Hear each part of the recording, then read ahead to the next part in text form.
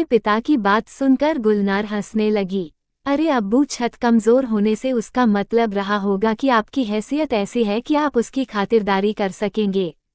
जरूर वह किसी अमीर घराने का होगा। किसान ने सोचा तो उसे गुलनार की बात ठीक लगी। अच्छा बेटी, तो जरा उसकी उन बातों का भी मतलब बताओ जो वह रास्ते भर करता आया है। और किसान ने रास्ते का सारा हाल उसे बताया। गुलनार थोड़ी देर सोचती रही, फिर बोली, अब्बू ये लड़का बहुत समझदार और बुद्धिमान है। उसकी हर बात में एक मतलब छिपा है। जब उसने कहा कि आधे रास्ते आप मुझे ले चलें और आधे रास्ते वह, तो उसका मतलब था कि आधे रास्ते आप उसे कोई कहानी सुनाए और आधे रास्ते वह सुनाएगा। इस तरह रास्ता आराम से कट जाएगा और किसी को थकान महसूस नहीं होगी। और घोड़े, किसान बोला। घोड़ों से उसका मतलब असली घोड़ों से नहीं था। उसका मतलब था कि जंगल से लकड़ी की 2 मजबूत टहनियां काट कर ले आइए, जो छड़ी का काम देंगी। चलते चलते थक जाने पर छड़ी का सहारा किसी घोड़े से कम नहीं होता। और फसल खा ली गई है से उसका मतलब था कि कहीं किसान ने साहूकार से कर्ज तो नहीं लिया है। अगर लिया होगा तो फसल सारी साहूकार उठा ले जाएगा। किसान को तो कुछ नहीं मिलेगा। चलो, तुम्हारी सब बातें ठीक हैं, पर जूते पहनकर नदी पार करना तो पागलपन ही कहा जाएगा, किसान बोला। अब्बू, मैं कई बार सोचती हूँ कि लोग जूते उतारकर नदी में क्यों जाते हैं। ऐसा करने से कोई नुकीला पत्थर उनके पैर में चुभ सकता है और वे गिर भी सकते हैं। जूते पहने रहने पर पैरों का बचाव तो होगा। अरे, ये लड़का तो सचमुच में बहुत अक्लमंद है। मैं अभी उसे लेकर आता हूँ, कहकर किसान घर से निकल गया। इधर गुलनार ने सोचा क्यों न वह भी लड़के की परीक्षा ले। उसने एक थाली में 12 रोटियां रखीं, एक कटोरा खीर का भर कर रखा और दूध से लबालब भरा हुआ एक जग रखा। थाली नौकर को देकर बोली, ये थाली सुलेमान को देना और कहना कि साल में 12 महीने होते हैं, पूरे चांद की रात है और सागर में पानी लबालब भरा है। नौकर लालची था। उसने सोचा अगर मैं थोड़ा खाना खा भी लूं तो लड़के को क्या पता चलेगा।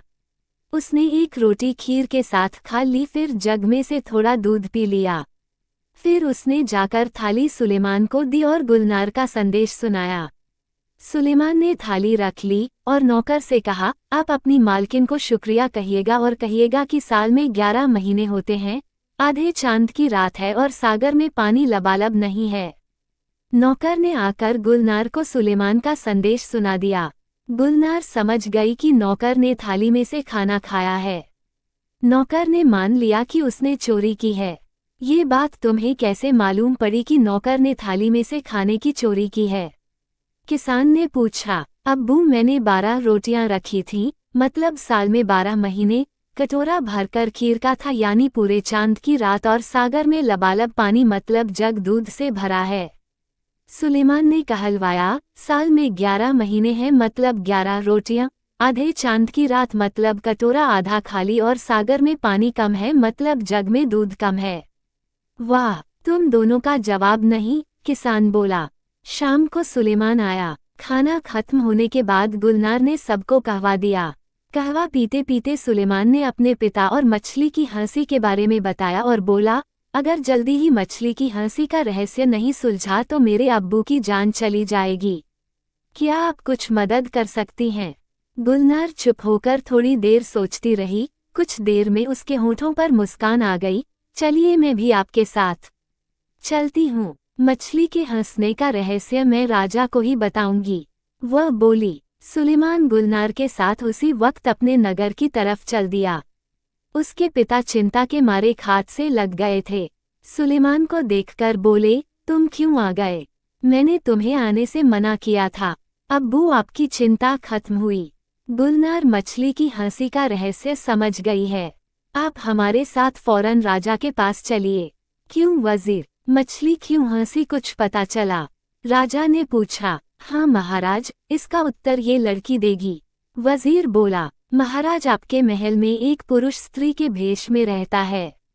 ये बात उस मछली को पता थी, इसलिए वह हंसी थी। गुलनार ने बताया। हमारे महल में पुरुष? असंभव, राजा बोला। महाराज, अभी इसका फैसला हो जाता है, गुलनार ने जवाब दिया। अब उसने एक बड़ा सा गड्ढा खुदवाया।